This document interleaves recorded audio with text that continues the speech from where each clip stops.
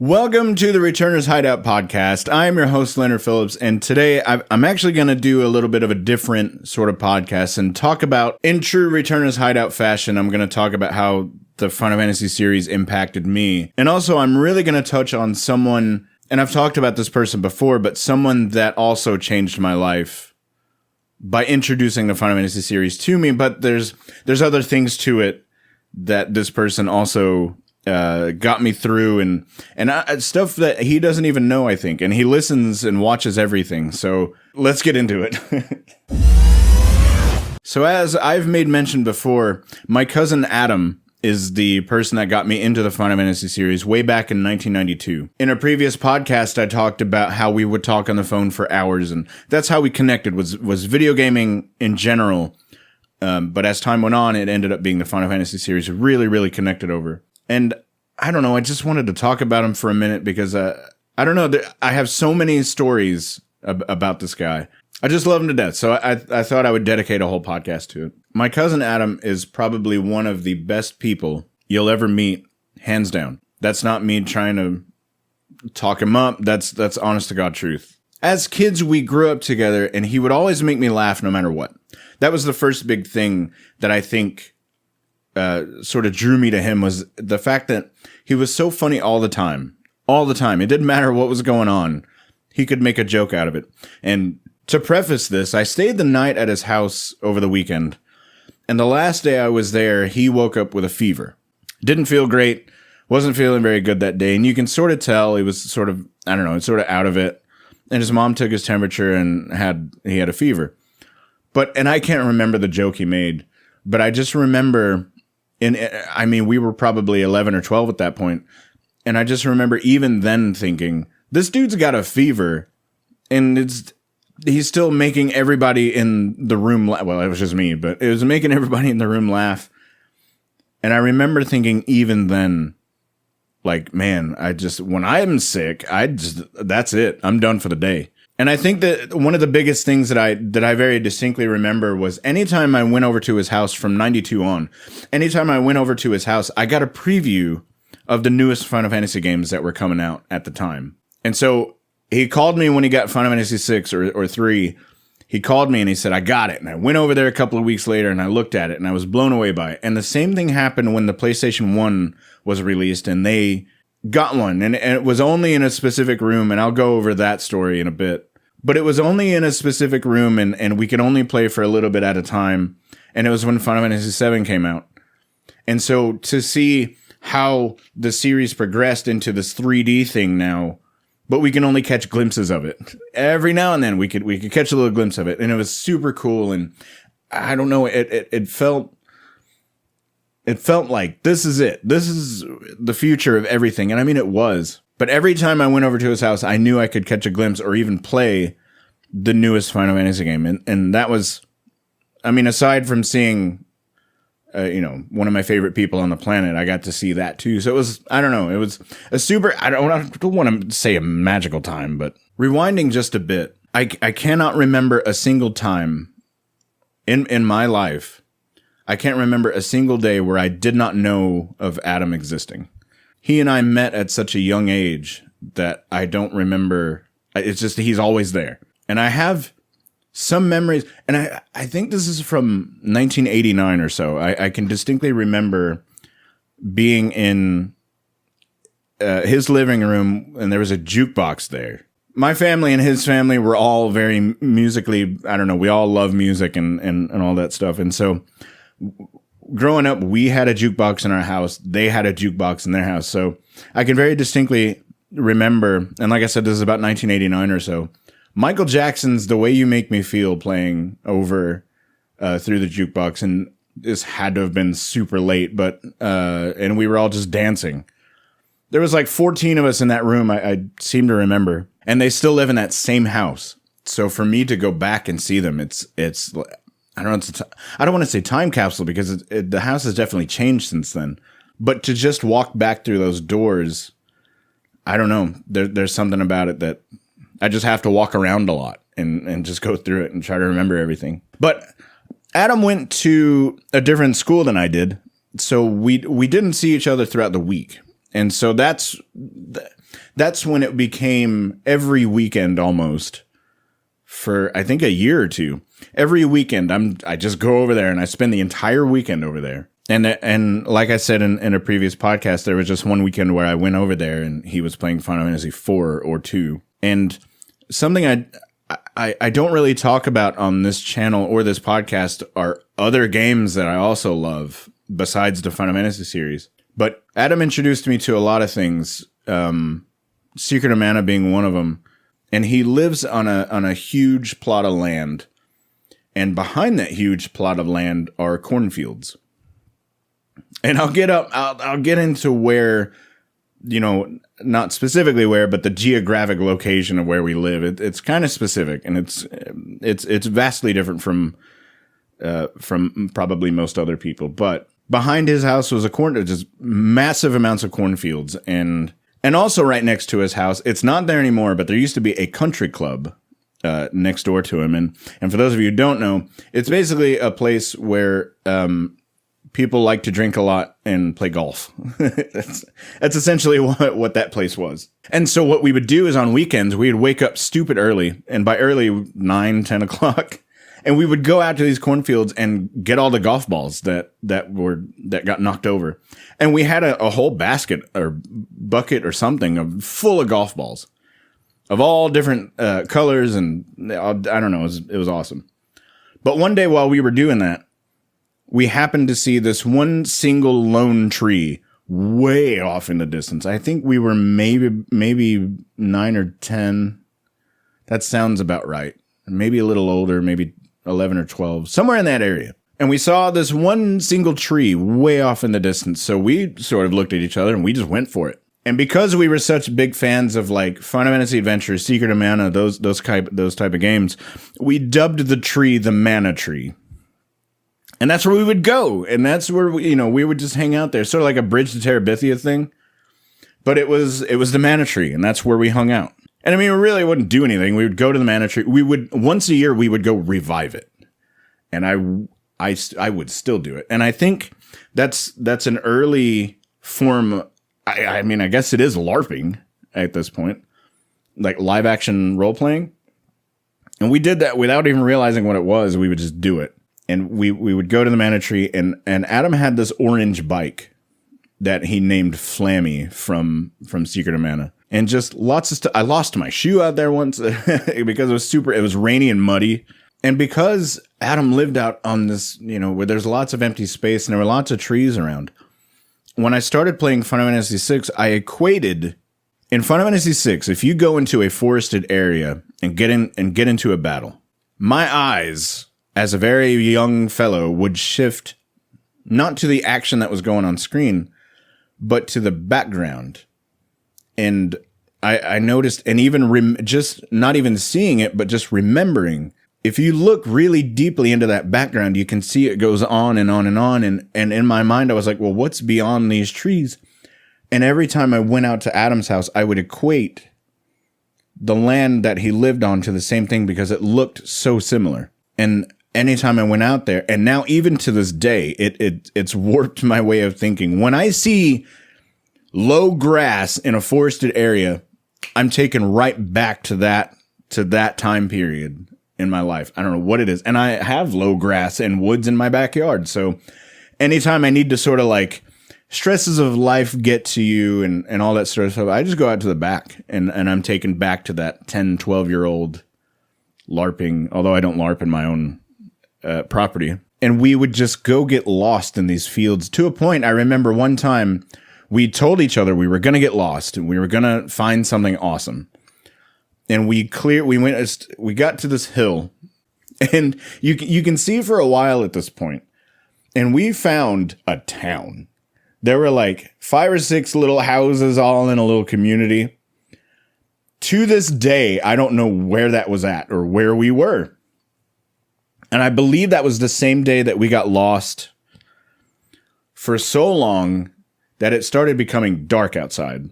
And we said, I don't want to give any specifics, but we said, if we can find this particular road, we'll be fine. And finally we found it. And we started walking back, taking that road back towards his house, and that's when his mom pulled up. Both of his parents pulled up in their vehicle. And wow, the trouble we got into. And actually, there's another story that we got in a ton of trouble for. I don't necessarily want to talk about it. Just in long story short, we did massive amounts of crop damage to a specific, I won't go into it, but you want to talk about we got into trouble. Adam got the worst of it. Poor guy. I got grounded for a very long time, 2 weeks, I think. And Adam got the rough end of the stick on that one. You know, I would love to bring him on this podcast. I think using this type of format would work, and we could just both just share stories and stuff. I think I might do that. I might bring him on. But I mentioned earlier Final Fantasy VII releasing and the PlayStation 1 being out, and we could only be in a room, in a very specific room. That was his brother's bedroom. And of course, him being, I don't know, a few years older than us, he didn't want us in his bedroom and, you know, playing games. But it was there, and so he would let us, you know, in there for a little bit at a time, just catching glimpses of it. And I seem to recall we didn't have a memory card or they didn't have a memory card at the time. And I remember seeing Wall Market, which is, I think, roughly 2 hours into the game. So we got to spend a little bit of time in there playing the game and experiencing that whole thing. The cutscenes I remember were like, whoa, what is this even? And then fast forward when we had our own PlayStations in our own rooms, you know, a year or two later, we would stay up. So either he would spend the night with me or I would spend the night with him. And we would bring our memory cards and I can remember staying up so many nights playing Final Fantasy VII. He did it more than me. And there was a night where he spent the night. It was a Saturday night. This had to have been 1998, 1999. Definitely 99. And I'm not going to tell that story, but I distinctly remember 99. But he stayed the night over at my house, and I remember I passed out. I went to sleep. He was playing Final Fantasy VII.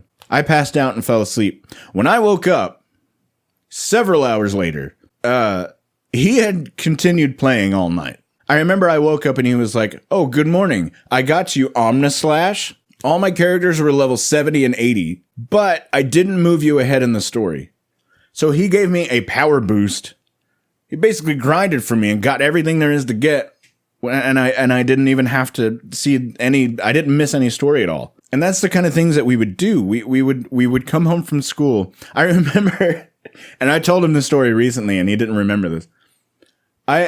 We got let out of school before him, not necessarily because of time differences, but because he rode a bus home and I didn't. Because he lived way out in the county and I lived in the city. And I remember on a Friday afternoon, I got to his house before he got home from school. And I'm sitting there, you know, waiting for him. And he comes in with his school books. He comes in the room, sees me, just drops them. And then he turns on his TV, unpauses Final Fantasy VII. And that was the whole weekend. But I'll never forget, he just dropped all his pencils, went everywhere. And he was like, he's like, "Good to see you. We're going to get started." I was like, okay. And then fast forwarding a couple of years to when Final Fantasy IX got released. That one was a big one, I think, for me. It was a very, very big one because I had kept up. That was the very first game I kept up with as far as when it was coming out, what it looked like. I would scour magazines. I would go to Walmart and just look through magazines in order to try to find any information on Final Fantasy IX that I could. And I kept up with it. And so naturally, Adam had the copy of it first. You know, after some time passed, he got a little bit further into the game, I think, as you do. And I remember seeing this on screen and being completely mystified by the whole thing. It looked brand new because it was, but it didn't look like any other Final Fantasy game where Final Fantasy VII was very sort of technologically advanced and everything was sort of tech-heavy space. Final Fantasy IX was not. It was very fantasy setting, you know, that whole thing. Cartoony characters, over-the-top animations. And I remember thinking, wow, I can't wait to get my copy of it and play through it. I have a story. So I was in the bathroom, which was connected to his room, which was great. At my house, oddly enough, I had a similar thing. I don't know why that was fun to do whenever building houses. And I was in the bathroom, and his parents were not home this particular day. Maybe they were out doing something, but it was just him and I there. And so he had his TV hooked up to a stereo unit and just blasting it. And he was just yelling at his TV the whole time. And so I'm in the bathroom trying to do my business, and I'm just hearing him scream. He was in a fight. And I remember hearing him yell something to the effect of, "You can take that to your grandma." And I was so vastly confused, but also I was laughing. And that's the kind of stuff, I don't know. Even then, when it happened, I was like, I'm going to remember this as the years progress. And sure enough, I'm here 20 something years after that. And I'm talking about it right now. I have just tons of memories with this guy. And I don't know, very recently some stuff happened. And I'm not going to say what. It's not my place to say what. And I was over at his house. And when something like that happens, it really puts it into perspective. It puts things into perspective on what's important. And him and I both have a tendency to sort of withdraw. We both have sort of struggled with that. But going through something like this, it was a situation where him and I both were like, okay, this stops. You know, like we have to, you know, there's things you have to change in order to I don't know, get through certain situations, because you never realize how much time passes, you know, until something awful happens. And so when you think back to childhood and growing up with someone, especially when you were, you know, super close with this person, and Adam and I were incredibly close. And I think as you get older, your interests in life, they change a lot, and you know, everybody just starts to like different things. And I think that's what happened with him and I, where he kept on, he's the same guy now that he was then. Just as funny, you know, just as goofy, just as an amazing person as he was with us growing up. And I can remember being about, I don't know, 16 or 15 or something. I was 16. And I went over to his house again. I didn't stay the night this time due to I had other things to do. And so that kind of tells you that, you know, we're growing up and things are changing. But he was playing Final Fantasy X. And that's where I first saw it. And I remember like, wow, if you look at Final Fantasy IX versus Final Fantasy X, it's vastly different. And I thought, well, I've got a copy of it. I just don't have a PS2 yet. But man, that looks great. I'll see you later. And I don't think I stepped foot in his house for 10, 12 years after that. I think around 2012, maybe 2013, maybe 2014, I started getting into video production and like YouTube stuff. And I made a YouTube channel. And even then, with that very first channel that doesn't exist, and what it doesn't need to exist, like I hate it. It doesn't exist anymore. I got rid of it. But he was a huge fan of it. He said, "Oh man, I don't know that this would work necessarily, but if you tried that, it would be awesome." Commented on every video. And that was, you know, before I knew even what I was doing on YouTube. And then I would start like a music project. And I let my ADHD sort of guide me through these start and stop projects. And every single one of them, he commented on. We would talk about it. When I made the last YouTube channel that I had, which still exists, I'll talk about that in the future, commented on it, told me how great it was. And then I got into other music projects and all these other things. And then I started Returner's Hideout, and he comments on it, and we talk about it. And we talked about this podcast and how I was doing a podcast about him. He's supported me in every single thing I've ever done. And that's something that you can't say about a lot of people. And as we've gotten older, and with, you know, the advent of mental health being such a big thing now, where when we were kids, it was not. You know, if you had any mental health issues, you were labeled. They had a really, really bad stigma with it. And so, I mean, I can only speak for myself, but I knew my brain worked differently than a lot of people's. And as I found out, you know, fairly recently, we've shared that we have similar stories with that. So all that to say that we still talk to this day. I think we just messaged each other maybe 2 or 3 nights ago. I really think I need to bring him on to this podcast, and we just talk about stuff because, man, he and I were the dynamic duo. I mean, we got in so much trouble together. You know, I wouldn't change any of it. I would still, given the opportunity to go back and do the stuff that we did to cause so much crop damage, I would do it all over again. It was so much fun, but I love him to death. I really do. And I don't think I've said that enough. He was just a huge part of me growing up, and so much, in fact, that I emulated the guy for, I think, the better part of a decade. Just because I thought he was the coolest guy that could ever exist on the planet. And I knew him, and I talked to him all the time. So it was like that thing of like, oh man, he's just so funny and so awesome, and just I need to be more like him. So I started emulating him, and I still carry some of those things with me to this very moment. And I know he's listening to this. Adam, I'm not blowing smoke. I'm not, trying to talk you up or anything. This is truth, man. And I don't know, just a top-notch guy that you don't see very often. And I think that's where I'm going to end this podcast. And I'm going to see about bringing him on. I'm going to see if he'll want to do it. I know he's got some stuff coming up pretty soon. But I'd love to have him on, and it'll be a 6-hour long podcast, and we'll tell stories about growing up, because he's got a lot and I've got a lot, and if we put those two together, wow. That's all I'm going to say for now. So, well, I wanted to thank Buzzsprout for hosting this podcast, as I always do. I want to thank Adam for being just the person he's been for so long. Thanks, man. Means the world to me that you still comment on my stuff, and we still talk, and we reminisce about all these old things. And next week, I've got a continuation of this story about, since Adam has introduced the Final Fantasy series to me, I took that to school, and that was a problem. But we'll get into that next week. Thank you so much for listening or watching if you're watching on YouTube. And have a fantastic week, and I'll see you back here.